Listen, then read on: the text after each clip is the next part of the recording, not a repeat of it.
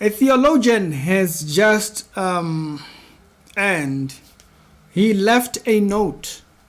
He left a note, and that note, he even curses God because of certain things and so forth. And so there's a whole article, right? You can see here. So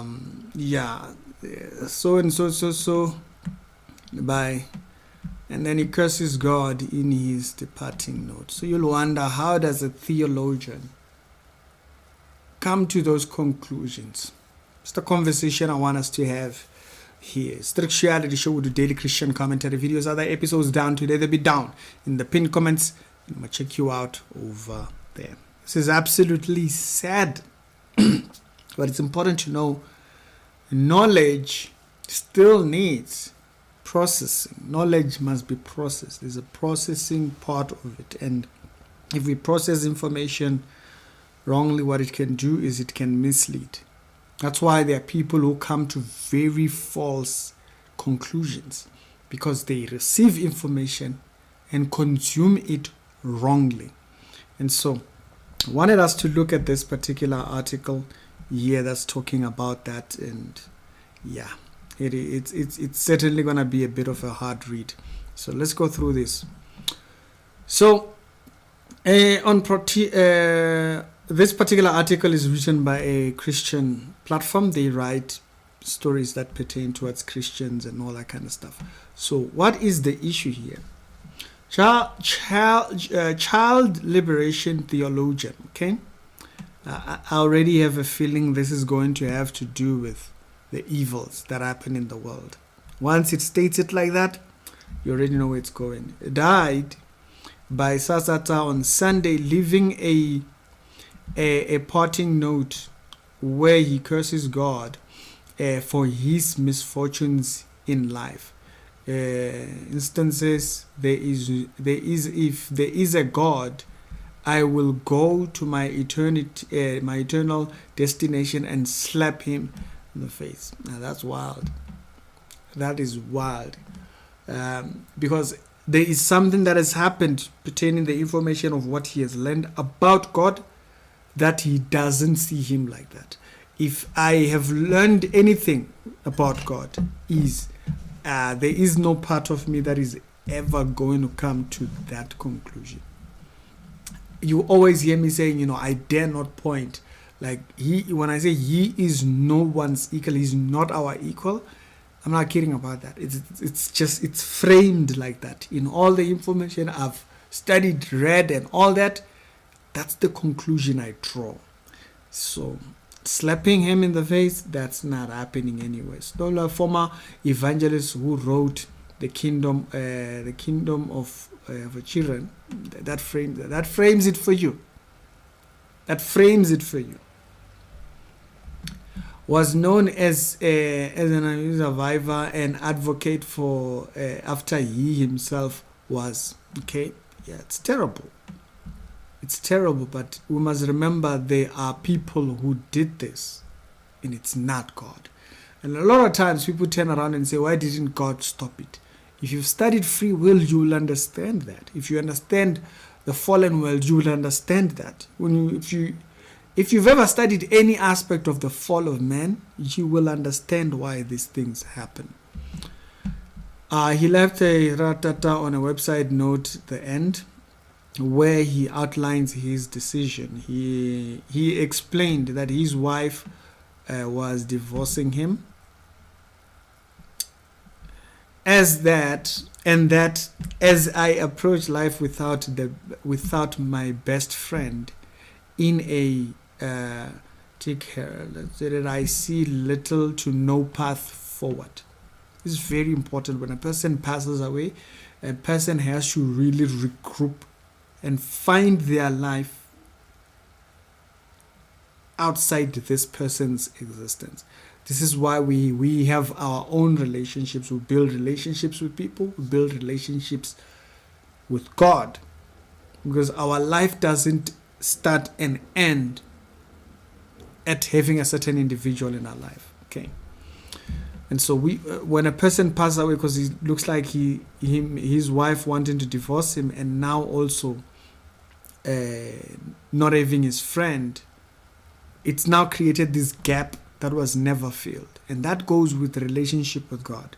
A relationship with God, if you're having a relationship with God and you understand the Bible, it's always going to lead you to a relationship with people. So life doesn't feel lonely. We have a community out there. And so without my best friend, there is no way forward. I see very little but thingy for over a decade. And so this has kept going. I have been a burden on those I loved the most, and I do not want to be a burden otherwise in similar. Okay. Still, I explained that he has spent most of his life waking up wishing that he had been planning this is our life for months, pointing out I have been open and honest with many of you about my struggle with anxiety, bipolar, and substance. That's not gonna help it. It's only gonna deepen it. ADHD, and also the intention for that for years. Notably, he goes through this particular with the Lord and writing, is there a God? Will I go to heaven or hell? If there is a God, I will go to my eternal and slap him. He says that, and everyone who loved him. So you see now, the anger is now channeled towards God. You see, that's where we're not interpreting things correctly.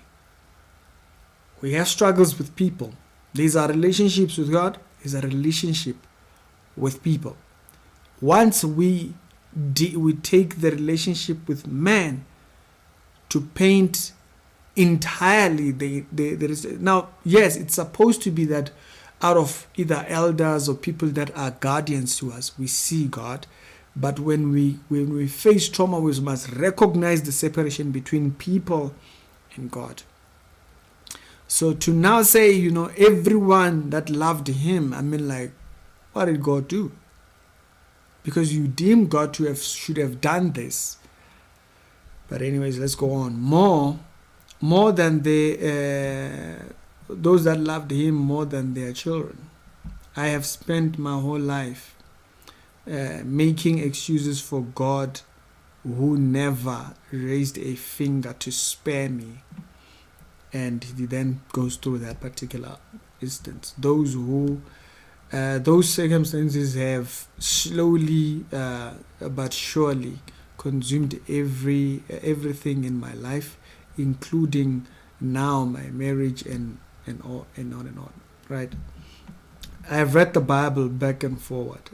I have created theology and imagined liberation amongst the ruins of my childhood faith.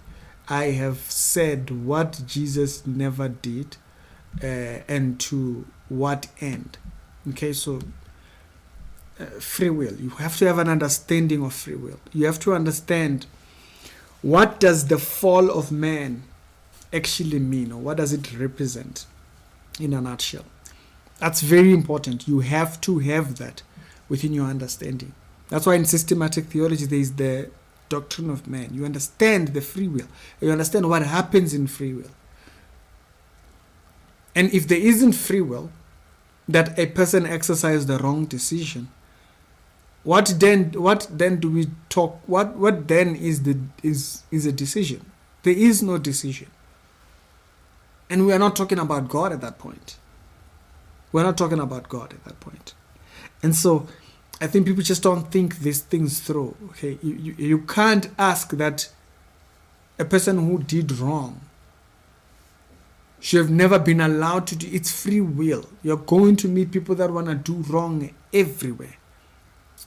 We just have to have the right framing for where that falls in. It's difficult, but we have to build that. He concludes, goodbye, I do not know if this is goodbye forever or if there is more torture to come, but goodbye for here and now. Sadly, for all the pain he experienced in his life. He will remember it forever as the fleeting viper. Bazalani, let's not get this twisted. I want to be very clear. The Bible speaks about as we have overcome the world. And I think a lot of people just don't think about what that means.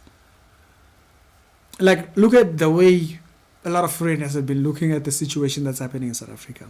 It's a lot of victimhood. You are doing this to me, you are doing this to them, you are doing this to us, you are doing this to us. There's a lot of victimhood.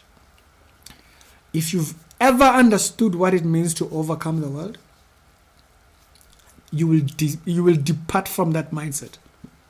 You will depart from that mindset. Yeah, most of these people that either you see them going further than illegal immigrants, right? They're not born again, they're not saved. They do not have a discipleship form of mindset. When your brothers go out there insulting people, those people's reaction, you expect it to be what? Y'all don't function within reality. Be very realistic about what you see. You know the outcome when South Africa strikes. You know. And then you allow people on social media. I've seen all these social media influencers and so forth. Even Christian social media influencers. Yeah, they'll be there. You see, oh yeah, pity for this, but they're playing this pitiful mindset. Stop provoking people.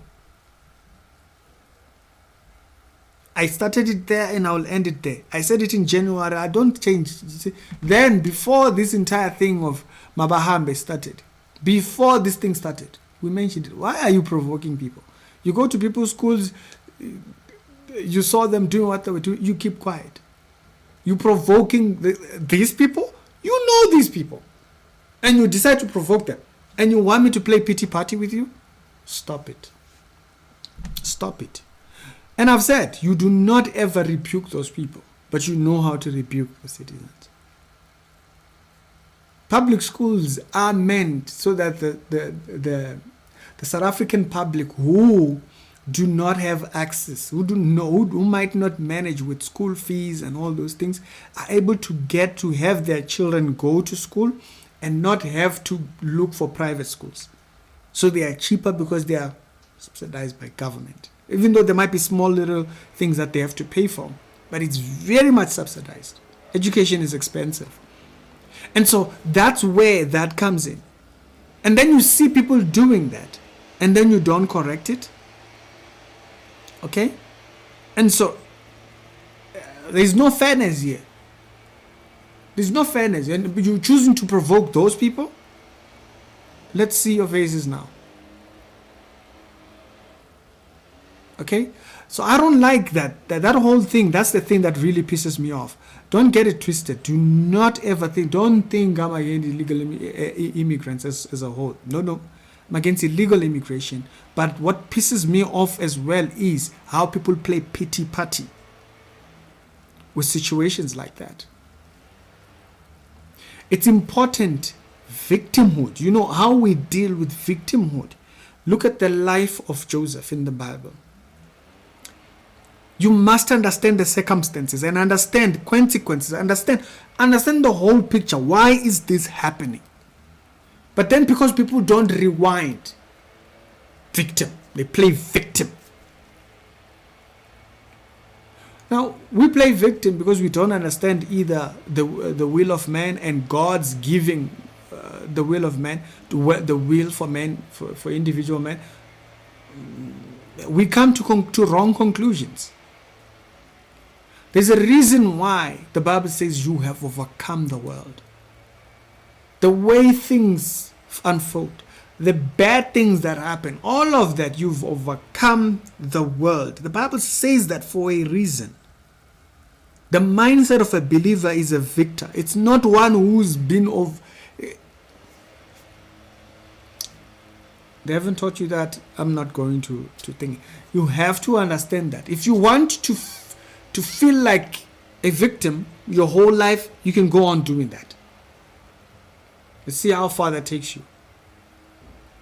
Let's see how that far. Because I'm telling you, you're going to experience bad things your entire life. You better get the right mindset. And I know on a video like this, Ricky, we should, the weak people, the weak brothers. Yeah, but I'm telling you what's going to be the consequences of you not dealing. You have to understand the framework. I think people just have this idea of roses and wonderful. Everything's just going to be rosy. It's not that. You are in a fallen world. Things fall apart. Things get bad down here.